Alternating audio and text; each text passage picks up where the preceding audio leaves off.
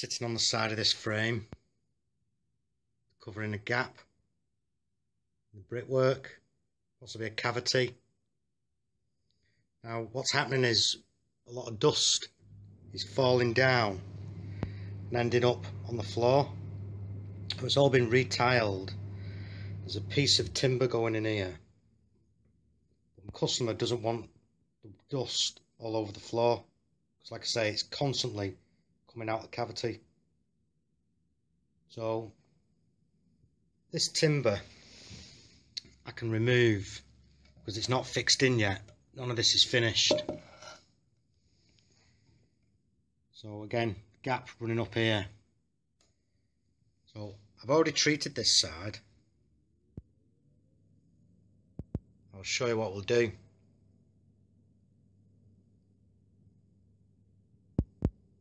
By using the scraper, I'm able to get behind the bead and slowly tease it off.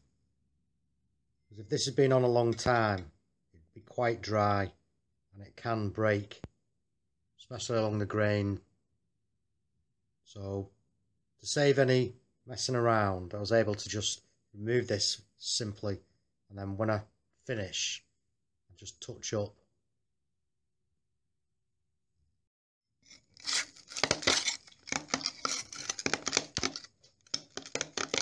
That bead has been removed now all the way around. You can see that gap. There's been a lot of dust falling down, and we'll come down to the bottom. See all this dust sitting here. And the customer said periodically, every few weeks, this would have to be cleaned up. So we'll sort this out. Well, my masking tape is in place. Taped to put the frame on the brickwork all the way around.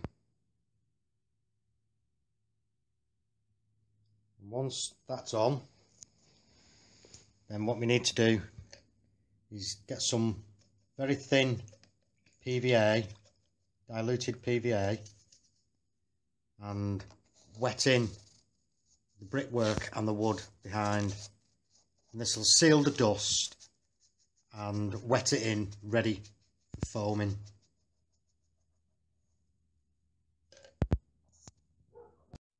So that's the foaming. Once that's cured, it's ready for cutting back in the next stage. So once you've cut back the foam, then with a piece of rough sandpaper, just bring it down the edge of the brickwork there, taking the foam back a little bit, and then just clean the surface off. Now, if you weren't repainting, then you would mask this up as well, but I am re-waxing this. I've just offered this bead back up just to see how it's going to sit, and you can see how the foam is visible. Well, my customer isn't too bothered about the gaps, because when we take a look at some of the other woodwork, see that there? Well, all they're more bothered about is the dust. With a fitch and a bit of wood stain, then I'm just going to start to coat this up, just slightly coming onto the edge of the brickwork there.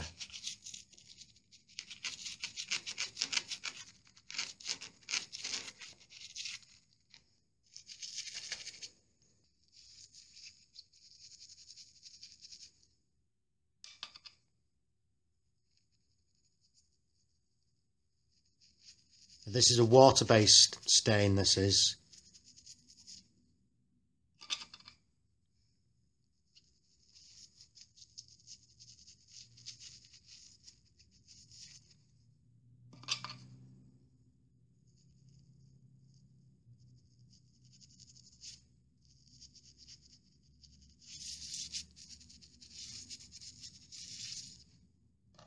with a damp cloth, just remove it from anywhere you don't want it.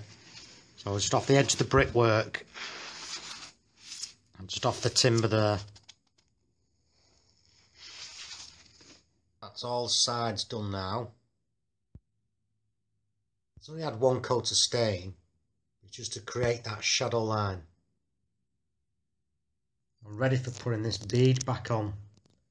So, last one off, first one in. This will be the top piece that will form the arch. And whenever you're doing any beading like this, always put your pins in on the bead first on the floor, and then offer it up and nail it on. A lot easier to do it this way than trying to put this up there and try and get the pins in.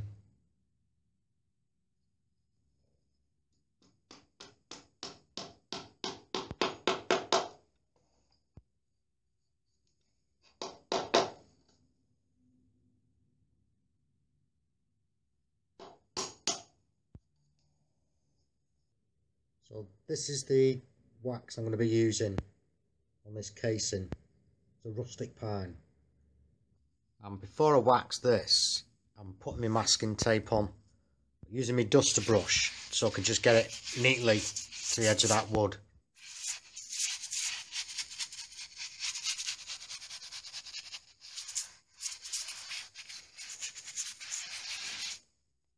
Applying this with the brush, and I'm just going to put a thin coat on because I am only just touching up. Just get the whole casing done.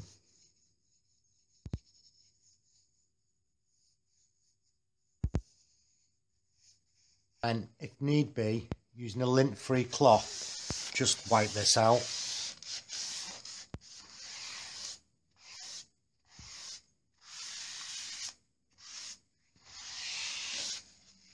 Straight away, white spirit, give it a clean.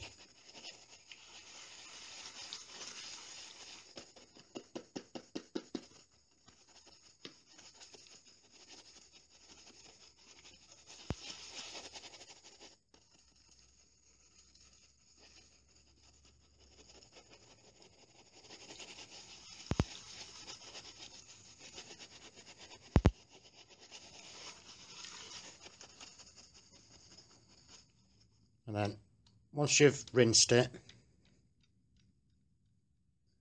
wash in warm soapy water, leave it to dry, ready for use again.